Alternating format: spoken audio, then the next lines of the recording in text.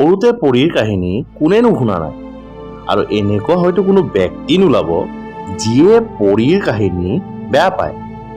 আপোনালোকে পৰীৰ কাহিনী কাল্পনিক বুলি ভাবে।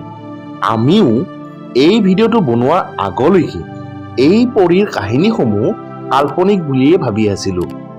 কিন্তু আমাৰ ভাৰততে এনেকুৱা এক ঠাই আছে য'ত পৰী সঁচাকৈ বাস কৰে আৰু এই ঠাইত অনেক ৰহস্যজনক ঘটনা নিতৌ ঘটিত হয়, যাৰ সাক্ষী হৈ ৰয় তাত যোৱা অনেক পৰ্যটক তথা তাৰ গাঁওবাসী।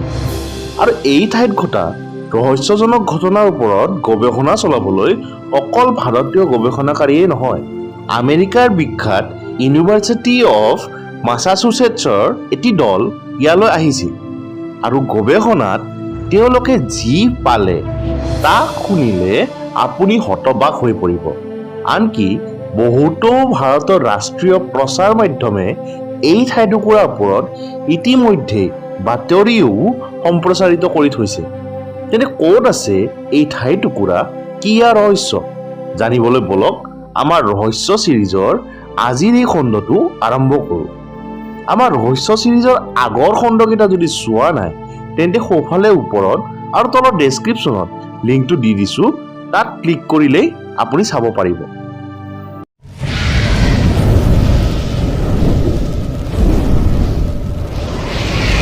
দ্য ডাৰ্ক ট্ৰাইব, জ্ঞাত বিষয়বোৰৰ অজ্ঞাত তথ্য।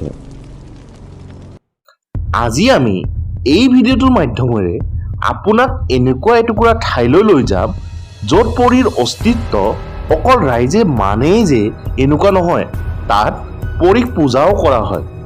এই ঠাইটুকুৰা আছে উত্তৰাখণ্ডৰ টিহৰি গড়ৱাল জিলাত, নাম খেইট পাহাৰ।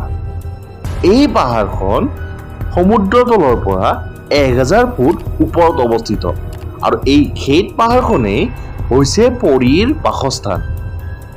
গোলাকাৰ আকাৰৰ এই পাহাৰখন সেই ঠাইখিনিত থকা একমাত্ৰ পাহাৰ। খেইট পাহাৰখন থকা ঠাইখিনি সমতল এটুকুৰা ঠাইৰ মাজমজিয়াত থকা এই পাহাৰখনৰ নান্দনিক দৃশ্যই স্বাভাৱিকতে সকলো ব্যক্তিৰ দৃষ্টি আকৰ্ষণ কৰে। মান্যতা অনুসৰি এই পাহাৰখন 9 গৰাকী পৰীৰ বাসস্থান আৰু এই পাহাৰখনত যোৱা ব্যক্তিৰ সন্মুখত হঠাৎ যিকোনো সময়ত পৰী আহি থিয় হয়। কি বিস্ময়কৰ নহয়নে? এই পাহাৰখনতে এখন গাঁও আছে, নাম থাট গাঁও। এই থাট গাঁৱৰ পৰা 5 কিলোমিটাৰ নিলগত এই পৰীসকলৰ শক্তিৰ কেন্দ্ৰবিন্দু স্বৰূপ এটি মন্দিৰ আছে আৰু এই মন্দিৰটোৰ নাম হৈছে খেতখাল মন্দিৰ আৰু এই মন্দিৰটোতেই পৰীক পূজা আগবঢ়োৱা হয়। এই পাহাৰখনত যোৱা সকলো ব্যক্তিয়ে কিছু নীতি নিয়ম মানি চলিলেহে ইয়াৰ পৰা সুকলমে ঘূৰি আহিব পাৰে। মান্যতা অনুসৰি পৰীয়ে উজ্জ্বল ৰং, চিঞৰ বাখৰ তথা উচ্চ স্তৰৰ সংগীত ভাল নাপায় আৰু তাত যোৱা প্ৰতিজন ব্যক্তিয়ে এই নিয়ম মানি চলে, অন্যথা অঘটন ঘটাটো নিশ্চিত। খেইট পাহাৰত এজন যুৱকৰ লগত ঘটা এটি ঘটনা অতি চৰ্চিত আৰু সেই যুৱকজনৰ নাম হৈছে জিতু।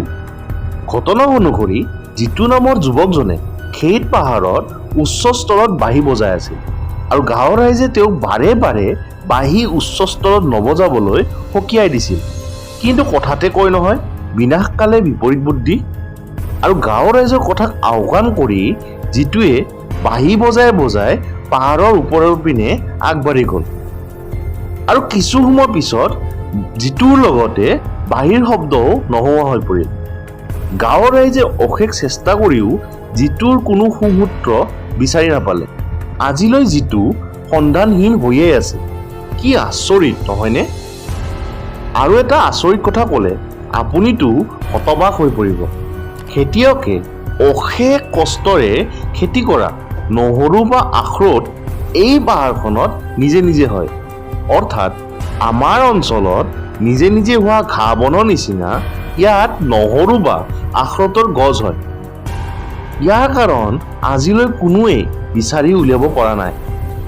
খেইট পাহাৰত ঘটা নানান ৰহস্যৰ উদ্ঘাটন কৰিবলৈ আমেৰিকাৰ বিখ্যাত ইউনিভাৰ্চিটি অফ মাছাচুচেটছৰ এটি গৱেষণাকাৰীৰ দল ইয়ালৈ আহিছিল অনেক দিন গৱেষণা কৰাৰ পিছত তেওঁলোকে গৱেষণাত পালে যে ইয়াত এনেকুৱা এক শক্তি আছে যিয়ে যিকোনো বস্তু বা ব্যক্তিক ইয়াৰ পিনে আকৰ্ষণ কৰে।